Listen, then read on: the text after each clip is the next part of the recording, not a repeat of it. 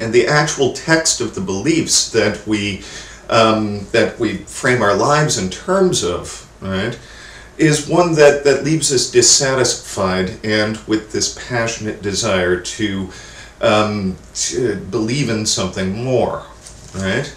Now, Nietzsche also mentions our faith in grammar, right? And part and parcel to his criticism here is a grammatical criticism. We try to, with the forms or essences or ideas, grant our language a reality that it does not deserve, right?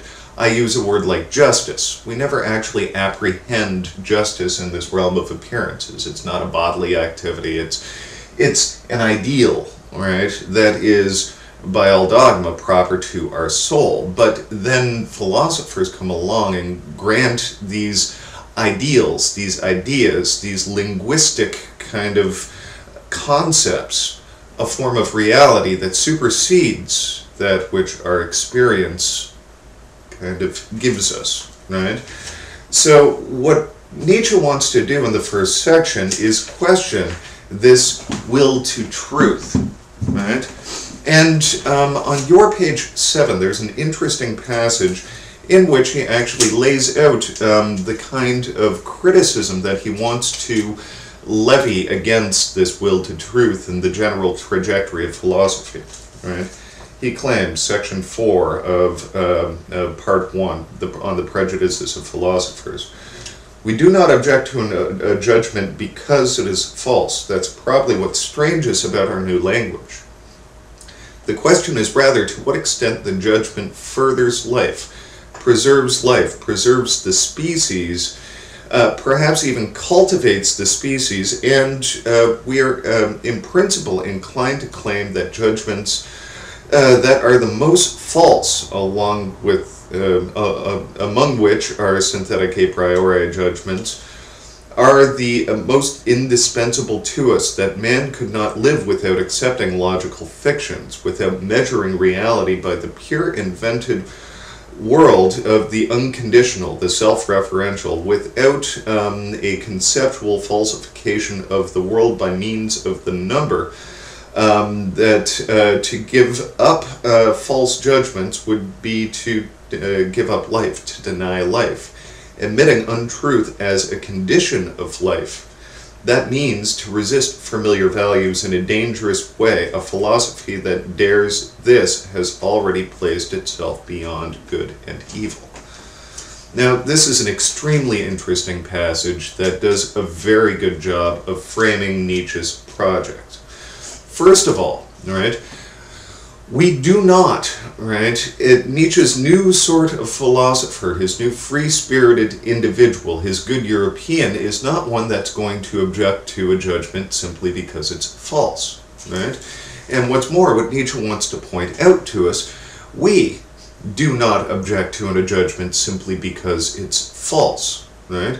One of the interesting things about humans is that we are able to invent these logical, conceptual, validity kind of fictions that give us a reason to continue striving, right? Justice, the struggle for justice, is a very powerful struggle, even if justice is not something that we find in nature. It's not a function of the body. It's nothing that actually appears to us, right? The idea of justice is one that helps us shape the world, right?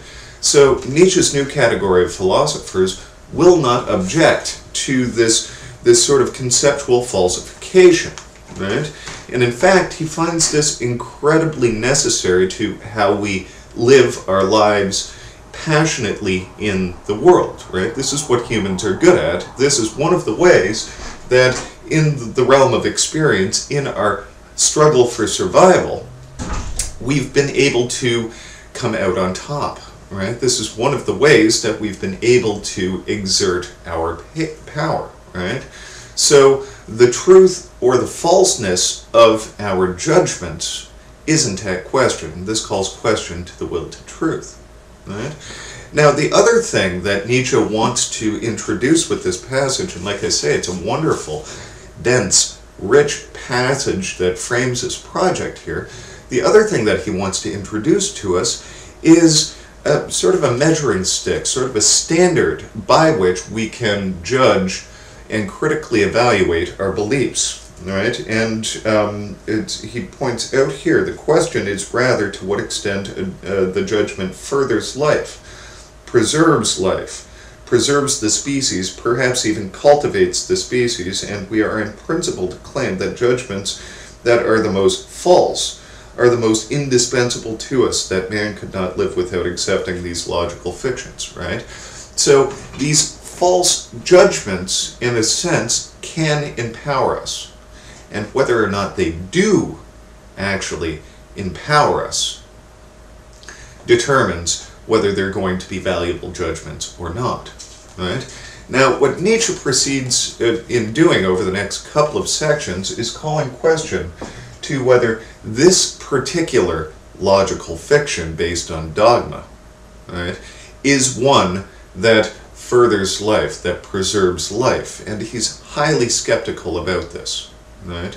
Now, in the Roderick video, right, that I've posted for you, what Roderick, in this, the one entitled The Will to Power, does is lay out sort of a Bentham Foucault analysis of a particular style of architecture that would have us internalize a gaze of a surveiller, right?